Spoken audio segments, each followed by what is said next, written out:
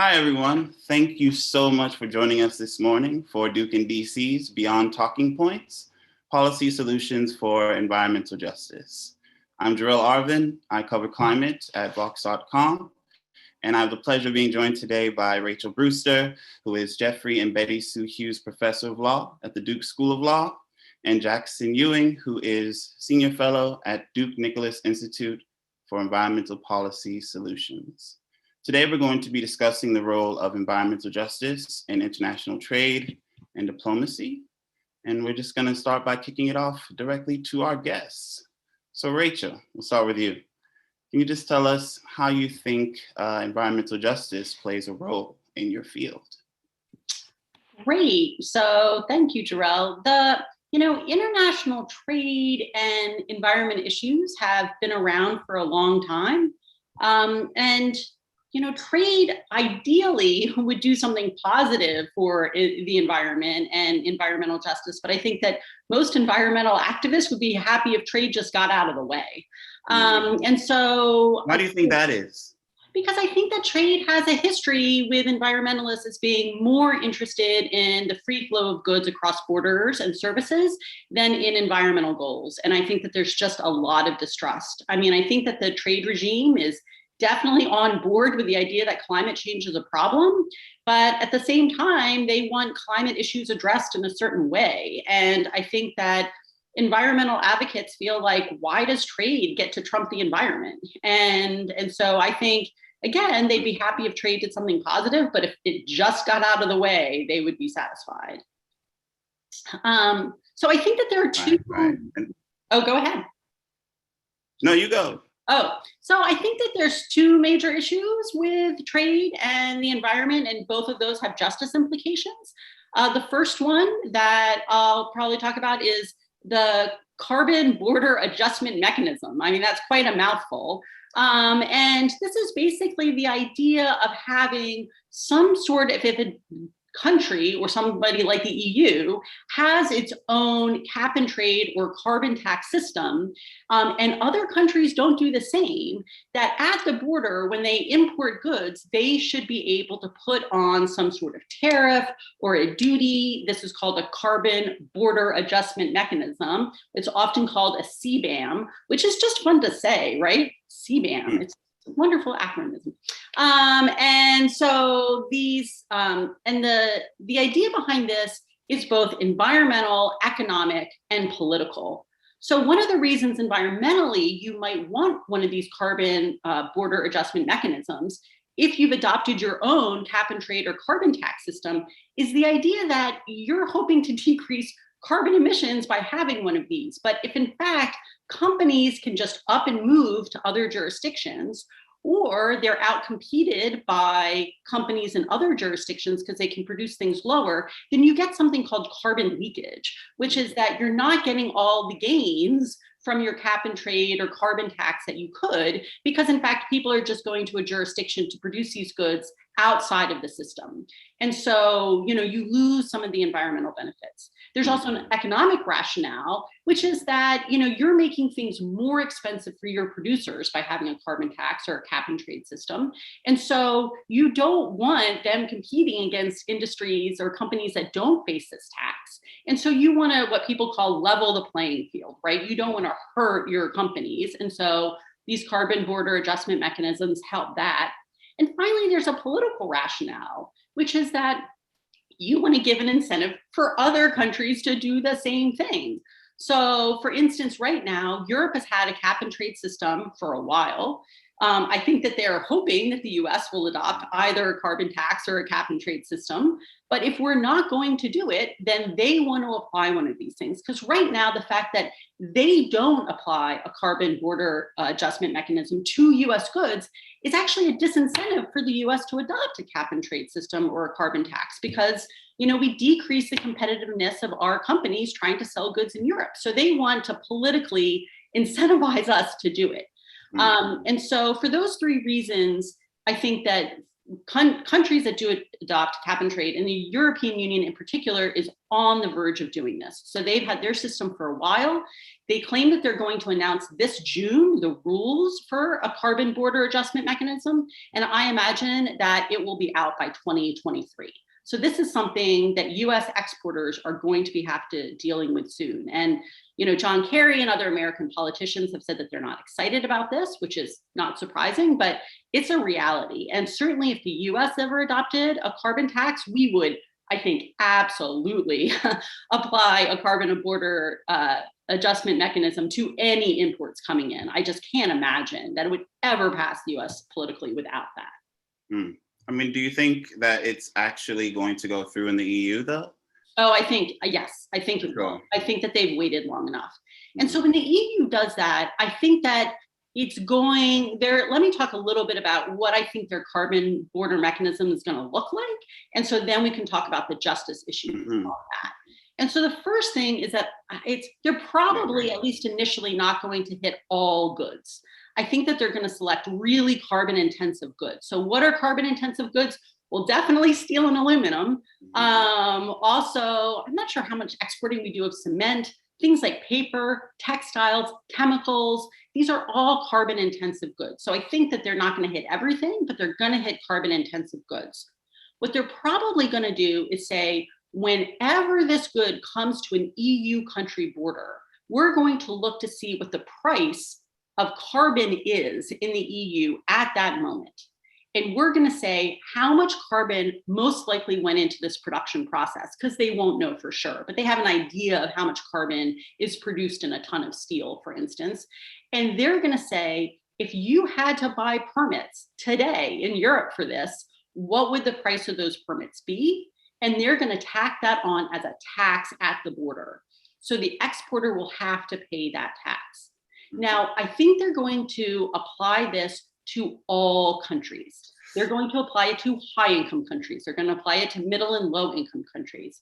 And I think that they need to do that to be consistent with trade rules. If we can discuss why they need to do that in the Q&A, but I think that's required. I think that they would, if your country though already had a carbon tax or a cap and trade system, they would give you a credit for the taxes you've already paid. So there would not be a double taxation system going on here.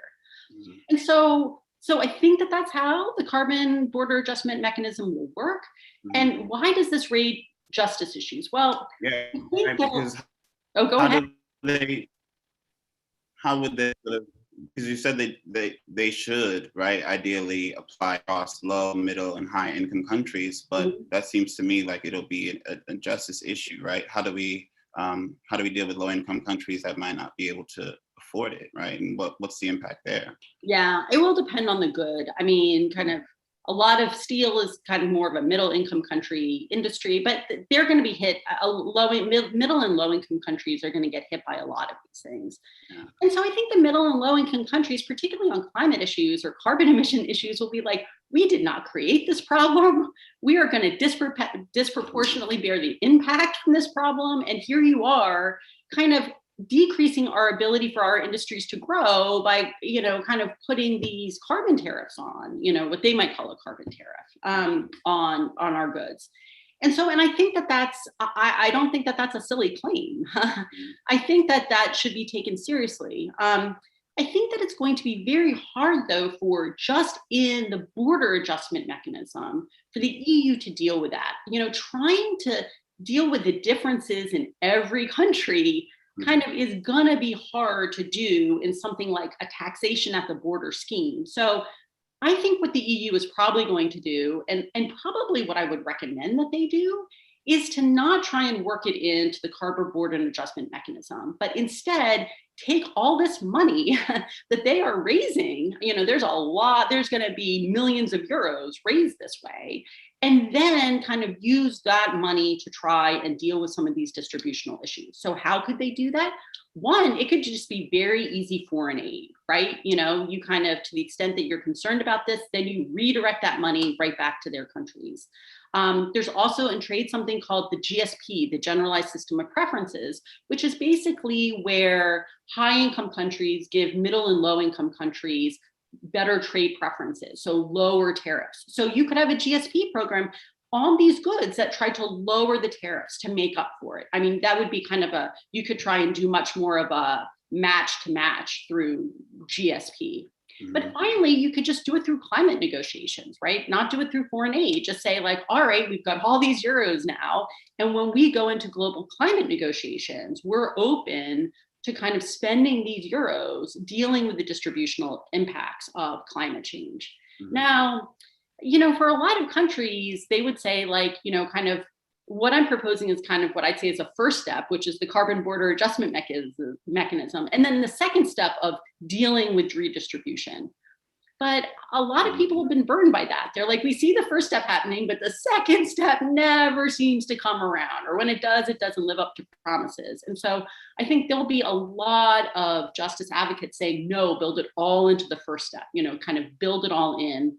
We don't want to wait for the big follow-on promises. But it would be really tough to do and to be consistent with trade law. I think this is one of the areas where trade law is going to put a real constraint on the ability of a country to try and work a lot of these very individualized justice issues into a border tax measure.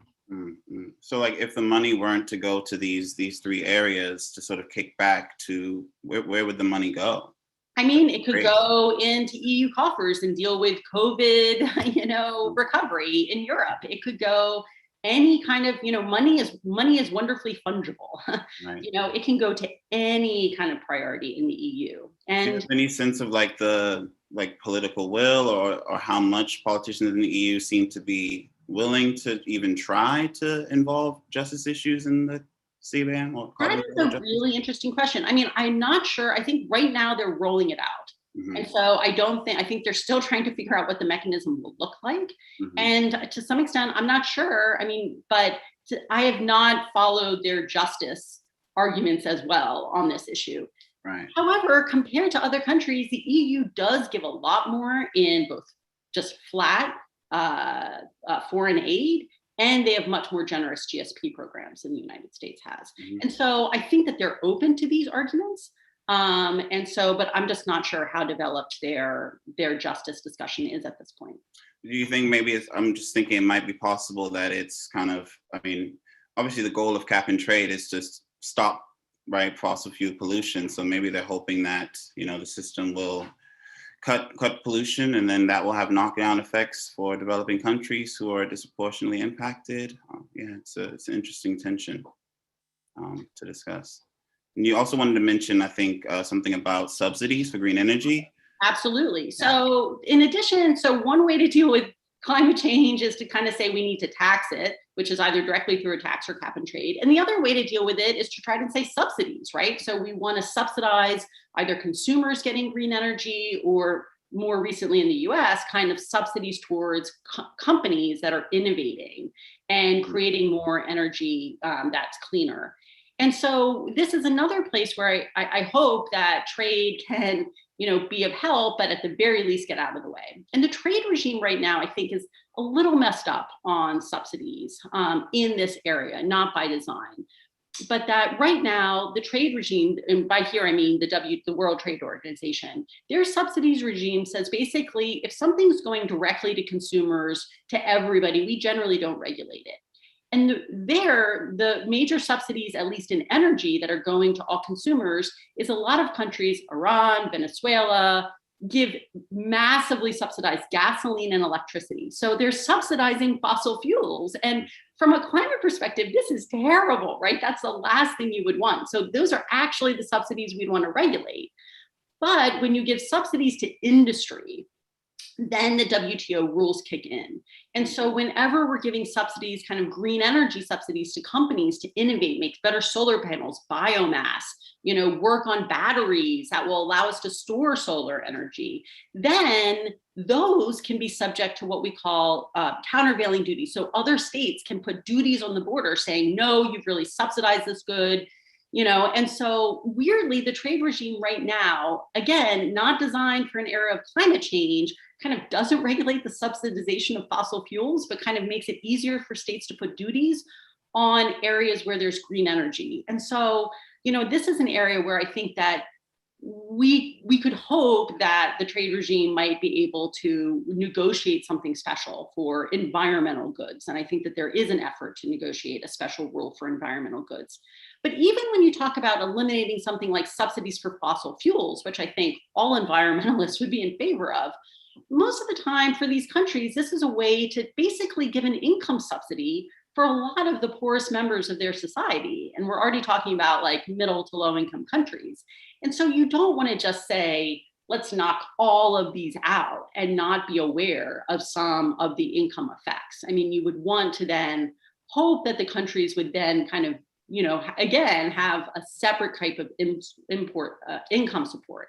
And so subsidies is another area where trade and the environment intersect. I think that there's pretty clear policy recommendations, but you do have to be concerned with kind of some of the distributional elements of kind of even getting rid of fossil fuel subsidies. Yeah. Do you think that there's a way that we can sort of do both, right? Like invest in green subsidies while also decreasing our reliance on fossil fuel subsidies without maybe hurting some of these populations that are really dependent on it? Yeah, I mean, I think that this would, ideally states would be able to come up with an agreement on, ways to do this. But I think kind of the dealing with the justice issues will be a state by state issue. I mean, I think it'll be like Venezuela, Iran, these countries, if they agree to get rid of their fossil fuel subsidies, would then have to say, we are going to then, kind of give income supports in a different way. It could just be cash. I mean, to some extent, it's just, they've always been energy rich countries. So they're like, so we'll just share energy with our population at a discounted rate. And the fact is they could just do it with income, but they'd have to be willing to make those steps. And I mean, I should be clear that Iran isn't in the WTO. And so, I mean, not all these things would have to happen in the trade regime. I mean, I think that you would have to get kind of these countries on an individual level to not just eliminate fossil fuel subsidies and not, then do something to make sure that they're not really then hurting their population. Thank you. All right. So reminder to all of our guests, I see a couple questions popping up in the Q&A. Please, we're here to answer all questions, any questions you might have. So please submit any questions into the Q&A box as we continue to discuss. Jackson, how do you see issues of environmental justice playing a role in your field? Thanks, Jarrell. Thanks also, Jeff, Lizzie, and the rest of the Duke of DC team for having me on. Many parallels to some of Rachel's comments just now. I'll start fairly broadly by saying, mitigation, climate change mitigation, which is my primary field, is ultimately about counting tons and reducing or avoiding them. And climate differs for most environmental challenges in being a truly global collective action problem, where a ton reduced or avoided anywhere is just as valuable as one reduced or avoided anywhere else for the purposes of addressing the environmental challenge itself. And that's obvious, but also quite different from the majority of environmental challenges we face, which are much more proximate, which are much more localized. Protecting a river or a soil system or a forest resource or a coastal habitat necessitates action in that given location in a way that climate change does not. And in response to that reality, we've created a number of very clever systems, some would say Byzantine and overcomplicated, that try, and Rachel's just described one set of them in terms of CBAM and another set in terms of subsidies, which I think are in this under this broad umbrella, but that attempts to facilitate the accounting for an emissions reduction elsewhere against one's own activity, whether one's a country or a business, et cetera. And this is not new, of course. This goes back in many ways from international climate perspectives to the Kyoto Protocol in 1997 and the clean development mechanism that emerged from that, in which we saw wealthier developed countries and the businesses within them pay for offsets through clean development projects in developing countries and use that against their own ledger when reporting out on their climate change mitigation efforts on a year-by-year basis. But it is certainly emerging as, I would suggest, a greater force in the larger climate change mitigation picture, and really a shifting landscape in that picture as well, because unlike the late 90s, 2000s, mid to mid 2010 range, where we did have that bifurcation between the developed and the developing countries, since the Paris Agreement was ratified and came into force, we now have highly differentiated targets across all countries in the world. So somewhat similar to Rachel's point on the CBAM being applied evenly, regardless of income or development status, to any countries or entities that want to access the European market. Now all countries that are part of the UN Framework Convention on Climate Change must bring their own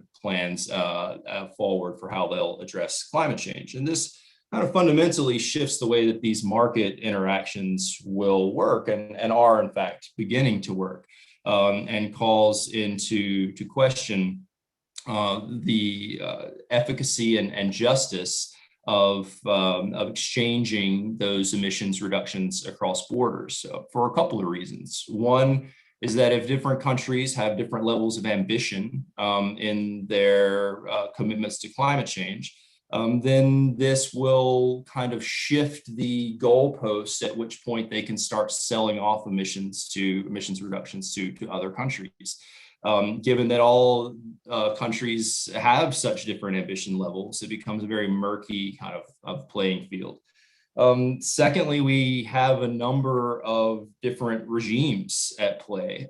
We have a major regime run by a group called ICAO, International Civil Aviation Organization, that attempts to mitigate the emissions for air travel through this kind of offsetting mechanism. You also have really strong, and I predict soon to accelerate much faster, growth in voluntary carbon markets. So when we hear a lot about net zero targets for major corporations in the West, like Apple or Microsoft, but increasingly taking hold in Asia and elsewhere as well, this connotes not just changing their own internal activities and reducing emissions through their operations or supply chains, but also facilitating or purchasing the reduction of emissions elsewhere.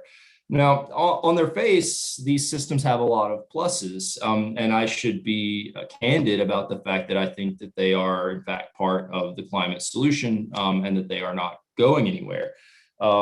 These sorts of systems are able to facilitate broad emissions reductions while sparing some hard to abate sectors, such as those that Rachel mentioned previously, like chemicals, steel, cement, aluminum, which are decades away from being at absolute zero emissions. So a marketplace like this can allow us to account for those activities and recognize them through corresponding reductions elsewhere, through the purchasing of credits, through the development of different efficiency programs or clean energy projects in other geographies and other sectors, et cetera. It also allows for a great deal of flexibility in terms of giving particularly companies a target, a requirement to meet, and saying to them, you can use both your own internal operations and decision-making and strategies to reduce the emissions of what you're up to. And to the extent that you can't meet your target through that, you can purchase these reductions from cheaper options elsewhere. So provided that requirement to reduce emissions becomes more ambitious and more strict over time, on a system-wide basis, you could see yourself gaining some kind of efficiency and flexibility in being able to seek out those lower cost abatement options that wouldn't be present just through a command and control finger wagging. You must go reduce your emissions by X amount by such and such year, and that's the beginning and end of it. And they've proven to be quite adept in reaching those actual outcomes, as seen in the EU and in other examples. But there are some really significant and I think inescapable distributional environmental justice issues to grapple with here. And I'll wrap this up by just putting these in two kind of crude, broad categories. The first one is long-standing. It's the fact that these reductions of emissions also have a range of co-benefits. And the continuation of emissions have attendant pollution concerns that are localized rather than part of these global problems. So the criticism often lobbied towards these market-based mechanisms by environmental justice groups is that they allow companies and the jurisdictions where these companies exist to continue their own pollutive activities that have all of these nefarious consequences for those that have to deal with them in that particular area. And they just make up for this by paying for things that happen elsewhere. And that has been addressed in a number of ways. There are often quotas within these systems that there has to be a certain amount of internal abatement, that you can't just depend on the market for a plurality or majority of your reductions. There are lots of questions around revenue use, which mirror some of what Rachel just discussed on the ways that the EU might use their tariff revenues. That happens on a more micro scale in these various systems. One example that some in our session today might be familiar with is the California emissions trading system, in which a substantial amount of the capital that results from auctioning off of emissions credits is redirected towards poverty alleviation programs, towards development programs for less fortunate or particularly affected segments of society in California. There are plans primarily being put forth by graybeard former Republican officials in DC that want to see a tax and dividend system that taxes carbon emissions in the US nationwide, but recycles that money back into the economy in a revenue neutral place. Environmentalists will typically want to see some of that investment go towards clean energy infrastructure, et cetera. But here, again, we see some tension between environmental goals and distributional and social justice goals potentially. So that's one category. And the other category is more nascent. And I kind of prefaced this just a few moments ago. And that is the concerns about the overall mitigation value of these offsets.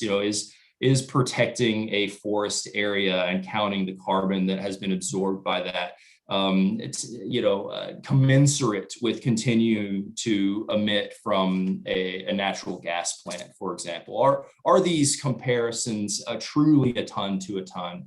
And then on a maybe a more pedantic but very important level, are the accounting systems in place robust enough to ensure that a ton reduced is actually a ton reduced and is only being counted once? And much of the ongoing debate at the UN Framework Convention on Climate Change level is about creating such accounting systems that can have that sort of veracity that's necessary to ensure that the mitigation value is real. And that ultimately is an environmental justice issue as well, because we do see very understandable critiques and questions lobbed by the most vulnerable countries to climate change, such as groups like the Alliance of Small Island States, such as groups that bring together the least developed countries, the LDCs of the world, such as groups of countries that have particular vulnerabilities because of their natural and social characteristics. So large coastlines, particularly vulnerable to storms, flooding, et cetera, have grouped together to say, if the mitigation value of this is not verifiable and effective, then this is kind of a neoliberal scheme that you're pulling on us that's just going to allow you, the large emitters with the greatest culpability for the climate challenge, to continue some version of business as usual, and you'll throw some money around to protect the forest here and there, but this is a half measure and will ultimately be ineffective. So that's, again, my kind of crude encapsulation of what I think are very real and defensible critiques.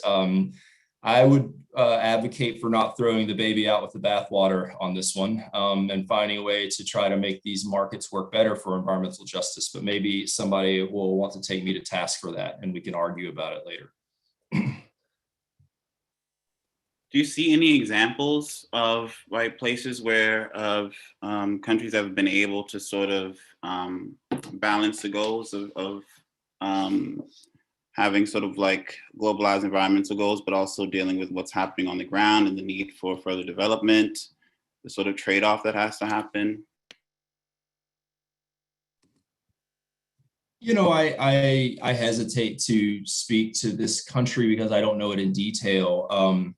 But examples from Costa Rica are particularly interesting, where they've had some fairly strong development outcomes alongside really being able to prioritize clean energy. They have really strong hydro characteristics, so that's part of the way that they were able to get there, and speaks to the fact that, you know, solutions are only available because of physical reasons in some locations that will not be available in others. But from a larger country perspective, I think it's really important. And while I wouldn't necessarily categorize China as a country that is finding that level of balanced success, I do see signs that it is striving towards it.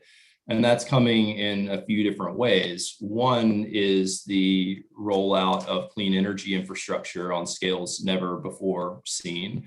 And second was the fairly surprising declaration by President Xi Jinping at the UN General Assembly meetings in New York in September of last year that China would pursue net neutrality by 2060. It is driving these initiatives through a range of different market approaches, through essentially subsidies and industrial policy, through incentives like green certificate schemes, through more top-down renewable energy portfolio standards that kind of mandate that certain amounts of green energy come online by certain dates, through their central strategic planning documents like the 5-year plans, the latest of which, the 14th 5-year plan outline, was just released, and by an emissions trading system that has been in the works really since 2013 and will begin trading in June. So the intersection of all of these policy sets is geared toward putting them on a much cleaner path, but there are substantial headwinds that bring up distributional environmental justice issues both within China and internationally. One of those is that there is still a very powerful coal sector in China, and the idea that central Chinese leadership can just mandate that away by fiat is misguided and incorrect. In fact, interests play a role in the sort of political machinations in China, even though it's an autocratic country, in very unique but very real ways. And so it will not go lightly into the night. And similarly to what we might see in Kentucky, West Virginia, Pennsylvania, you see in Inner Mongolia a real dependence on excuse me, I don't want to misspeak, and those are imperfect comparisons certainly, but you see a problem that you see in Germany, that you see in the United States, that you see elsewhere with what to do about the workers that are depending upon these industries that are being moved away from. And it is not so simple as to redeploy them towards producing solar panels or wind turbine blades. Skill sets are different, income possibilities are different. The actual mechanics of making that transition are difficult, and they're difficult in China as well. And so on the domestic level, there are a number of kind of environmental justice issues to grapple with. And then internationally, there's a very real concern that's been borne out through much of China's investment through the Belt and Road Initiative, and otherwise its outbound activities, that as the pollutive sectors, particularly coal, but also heavy industry and steel, cement, all infrastructure heavy sectors, as they're squeezed at home and forced to become cleaner, greener, and lower emitting, that some of the dirtier aspects of those activities will move abroad. And that you actually see Chinese finance through the Exim Bank, through the China Development Bank, and also the operations of major state-owned enterprises moving out into developing countries in Asia, in Africa, in Latin America, to build infrastructure, much of which is not kind of heading in the same direction that it's emphasizing at home in terms of environmental footprint and social impact. And so you can see China viewing those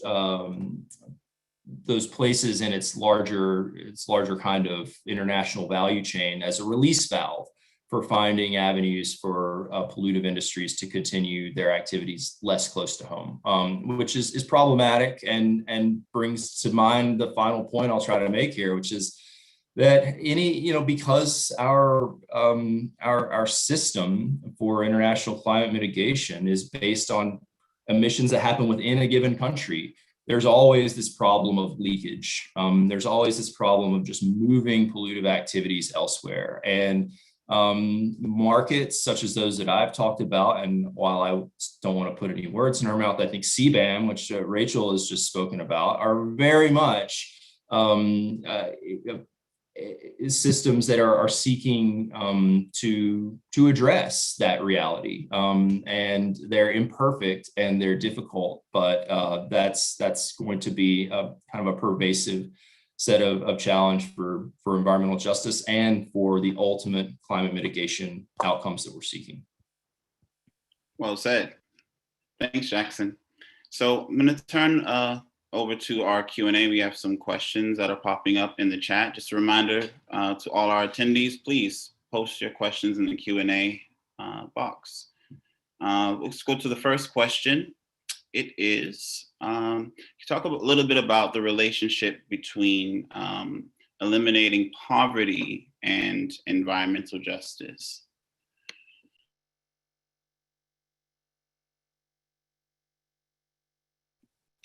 I can try and address that. I think that to the extent that fossil fuels are currently cheaper, if you're really, I think a lot of people would say, poverty reduction is cheaper if you just use fossil fuels. There's so many ways to go at this question, but the most, so I think that, for instance, China has been involved in a massive anti-poverty program over the last 20 years, but a lot of it has been, fueled by fossil fuels.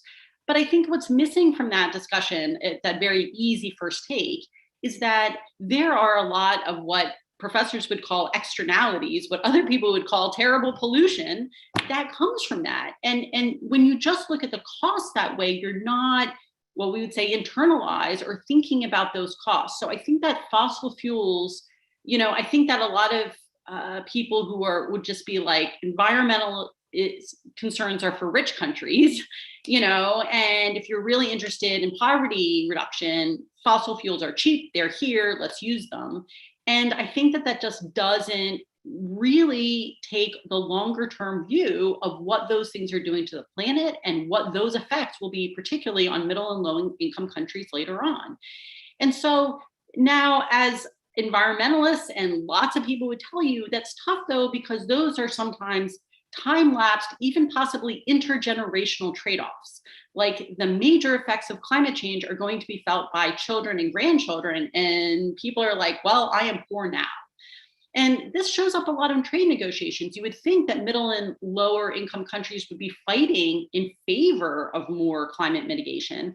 But in fact, most of the time, it is in fact richer countries saying, we need to work this environmental stuff into the trade agreement. We need to adopt things like, carbon border adjustment mechanisms. And poorer countries would be like, no, fossil fuels and things like this actually let us produce goods cheaper, and we want to develop, and we want to get our goods out there, and we want more wealth. And so it is not an easy issue to address. I think that kind of the first cut, that fossil fuels are better for poverty reduction, I think is not necessarily true. And I think that it does involve these intergenerational trade-offs, but there is no question that we are looking at a massive emergency crisis for poverty. The effects of climate change on people who are poor in the future are going to just be hard to even conceive of to us right now. And so, that's a great response, because I think it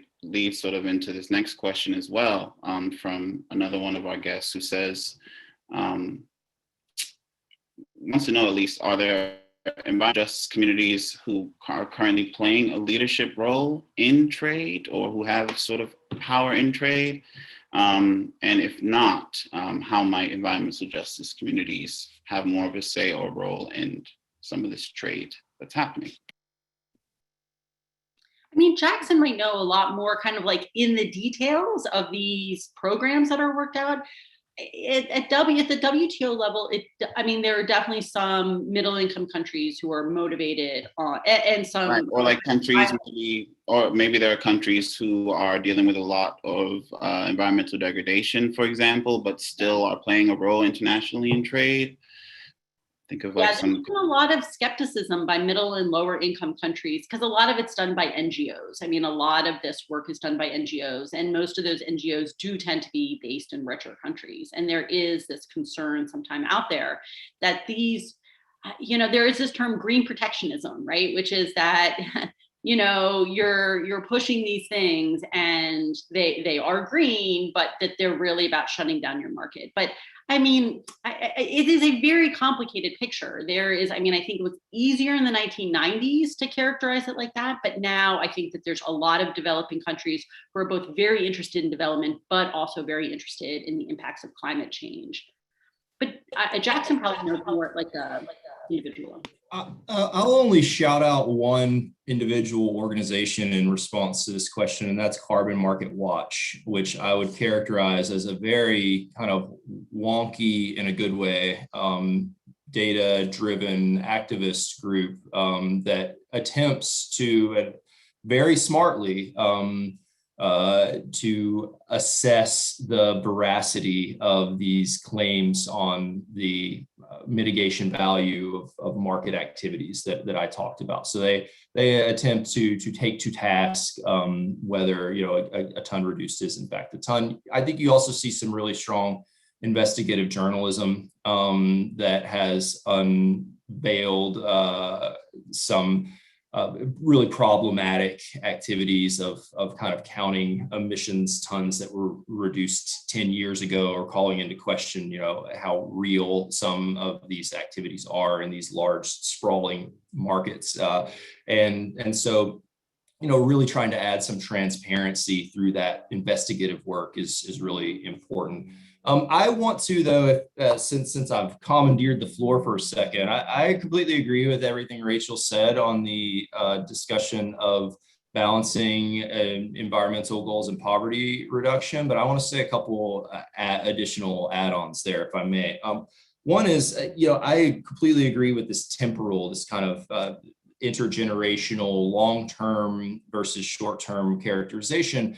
But in some cases with fossil fuel infrastructure, both in terms of industrial infrastructure like coal plants and also in heavily gas-dependent transportation systems on urban levels, the explosion of gas, diesel-powered motorbikes, cars, and buses, you have much more near-term and much more proximate costs that come from that if valued into that system do change the equation in a fairly immediate sense in favor of taking other strategic choices on the build out and the modernization of your energy infrastructure. Public health costs are the most abundantly clear when you see, these enormous mortality impacts and effects on respiratory illness in particularly urban zones where you have enormous amounts of people that are exposed to these proximate pollutants. And so, as Rachel mentions, when we don't value in those externalities,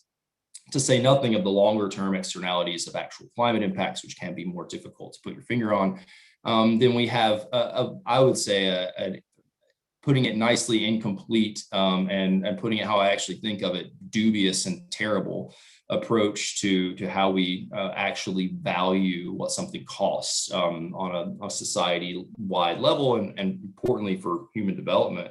But at the same time, we have a culpability issue here, where you certainly have populations saying, look, climate change is not my responsibility. We did not create this problem. It was created elsewhere. It's being foisted upon us. And I will not be prioritizing tons of GHG emissions above increasing the human development of my population. And that's understandable. It's not just understandable. I think that's appropriate, certainly. And so, this idea that should be prioritized is sometimes pressed upon these countries in a way that they really take umbrage with, understandably, and particularly when it's being pressed on them by organizations and countries that do have a greater culpability than they do in the creation of the climate problem, having industrialized already. And so it can be a pretty difficult argument to try to make in a place where electrification needs are really steep, where industrialization hasn't really happened on a substantial level. To say, don't really do that, or make sure that you really are putting first and foremost the climate change impacts of those activities. That's often dead on arrival argument. So, what's needed, in my estimation, and I think this is happening, to be more positive, is really system level readiness for the alternatives. And that's not just the ability to build new infrastructure or to be able to produce steel and cement more cleanly, build new renewable energy infrastructure, I should say, or be able to produce steel, cement more cleanly, or be able to electrify a car fleet. It's a combination of a lot of those things at scale that requires modernizing utilities, that requires integration at times with infrastructure outside the borders of a given country. It requires really being able to play to the physical characteristics of that location. It requires a lot of soft policy about rule of law, about corruption alleviation, things like that, that I think is where a lot of the lift has to happen, because the reality of need is not going anywhere. It's the shifting of solutions that make cleaner solutions more immediately available and effective that is the only viable pathway forward. All right, and on that note, just a reminder to our guests, please, we have about just under 15 minutes left, but please, if you have any questions, submit them in the Q&A box. But along those lines, we had another question. Do we think that climate change can be resolved using purely economic solutions? Great question. Essentially, what is it going to take? Can we trade it away?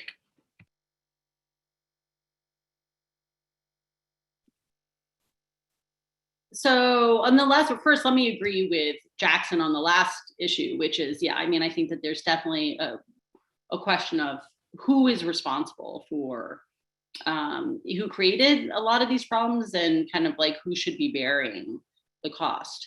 So, would economic solutions be enough? As academics, you could write an economic model that would make that happen. But I think in the political world, and the world in which we live in, it requires so much more. It requires scientific knowledge. It requires political will. It requires a belief in scientific knowledge. And so obviously, I think that a lot of this is norm-based in the sense that, we have to have an understanding of what needs to be done, how we are contributing to it. I think that we need to work out a lot of distributional issues between states about, who theories of fairness and justice, of who should be bearing what costs, because you can have all the negotiations you like, but if you have countries walking in with vastly different views about who should be doing what, then you're not going to hit a win set. You're not going to reach that agreement. And I think that a lot of what we still need to do is not tinkering out a better way to, trade mechanisms, but, really an idea like thinking through ideas of fairness right now, cross-nationally, within nations who should be bearing these costs, across nations who should be bearing these costs, and intergenerationally, how much should we be doing now? How much is fair to pass on? And I don't think we are even seriously having, at least in the US, I think that there is this discussion like climate change is a problem, could the US possibly pass something domestically? But these deeper questions, I think that we're only starting a conversation. Yeah, I agree. I'll be super quick here. I think that to be purely dispassionate and try to capture some of what Rachel's talking about on intergenerational justice and economic tools like a discount rate is only getting you so far. And that while economics and political economy is everywhere, it is going to be part of the mechanics of these solutions, that the priorities and goals are fundamentally value laden. And I actually would argue that much of the reason that we have the orienting principle of keeping temperature increases to 2 degrees Celsius or below with every effort towards 1 degree Celsius above pre-industrial levels is primarily because that's something that civil society latched onto and really promoted as this goalpost that needs to inform what often become fairly technocratic and often, heavily economically laden efforts towards solutions. But, it was a combination of the scientific community putting that kind of line in the sand and saying this is something of a point of no return, and civil society groups taking that and just beating the drum repeatedly through a number of different means to make that this very sort of emotive goal set that does ultimately inform the stodgier negotiations that happen at the UN every year. And it is that combination of the folks holding signs in the street and bringing attention to the issues with the people trying to hammer out this acronym hell of really complicated agreements, and it's probably even worse in trade that do exist in concert, even if they are often viewed oppositionally. Right. We have another question from our audience. It's a good one. What's the current state of the conversations around restructuring international intellectual property protection laws? For example, legal or institutional mechanisms being discussed to enable technology transfer for emission-reducing technologies or climate tech to nations in the global south. And the guest is asking this especially in light of the recent COVID-19 vaccine patent debacle.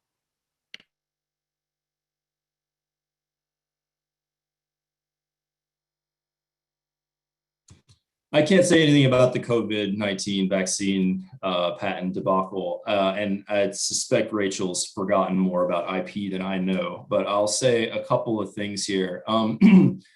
Tech transfer and IP has been part of the UNFCCC negotiation process from the outset, and the parameters of that debate are probably pretty predictable. It's developing countries saying, if you want us to skip the high emissions industrializing phase that you developed countries have gone through, then you need to increase our access to the intellectual property that will make that possible. And you need to transfer technologies to us and allow them to repurpose them to respond to our own conditions and to create our own localized national companies and organizations that can take them forward into the future, and do some of that in partnership as well, but not have this be a strong barrier towards towards our scaling up of those options. And many developed countries and the companies within them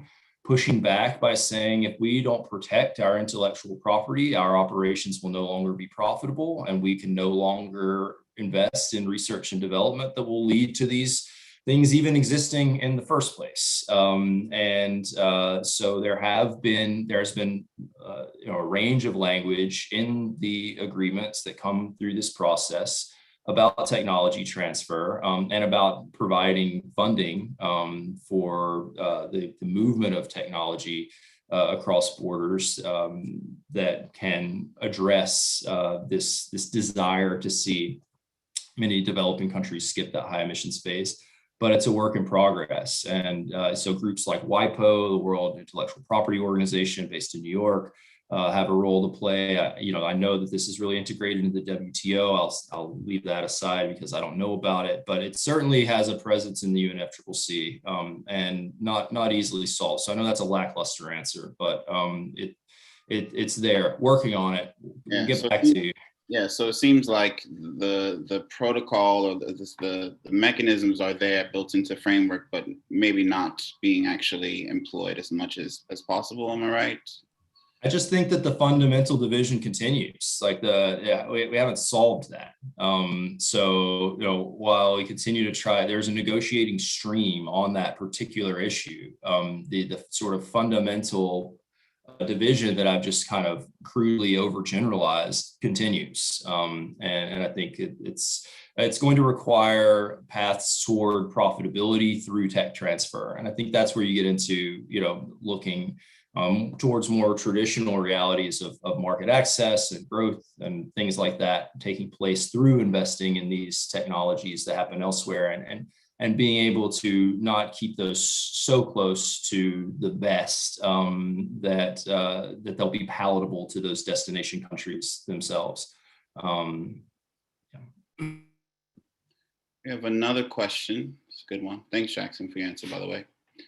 So how do you think we can use preferential trade as an execution tool to address climate change when high-income countries are the first to complain about the hit taken to their markets when low-income countries are given these preferences?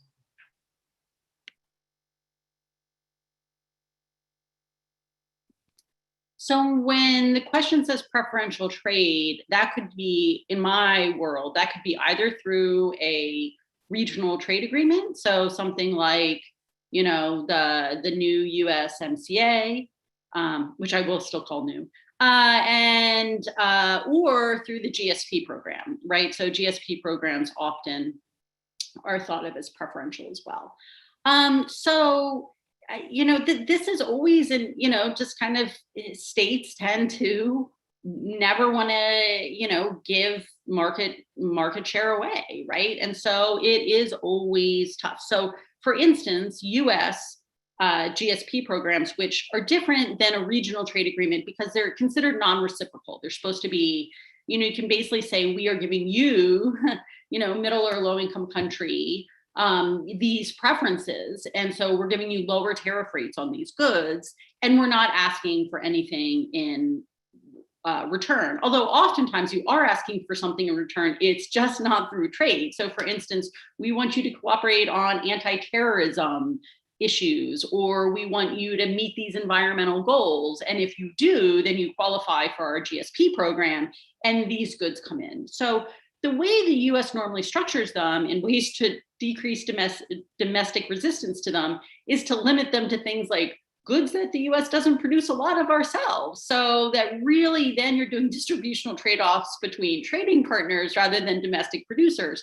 However, if you wanted to be serious about saying like, look, if you meet these environmental goals, we will give you better trade, we will have a strong GSP program for you, then you might have to start hitting industries where the US still produces significantly. So then the question is kind of like, how do you work that out domestically? It's really this values game, which is, what are our values? What are the goals that we're interested in achieving? And how are we going to achieve those goals? And so, I think that this is, I don't see preferential trade agreements or the offer of GSP programs or regional trade agreements as a major solution for climate change. I don't think we're really going to be trading off trade preferences for climate. I think that there's a lot of other ways that we'll get there. Trade is just, it's not a particularly nimble or low politics way of achieving those goals. I don't particularly see that as the future. Okay, on that note, we're almost out of time. I'd like to thank you, Rachel, for being here, as well as you, Jackson, for being here. And thanks so much to all of our participants for joining us today during this conversation. And thank you, Jarrell. This was a really interesting way to spend an hour. It was great to do it. Let's keep it going. Keep the conversation moving. See you guys Appreciate it, Jarrell, another the next session.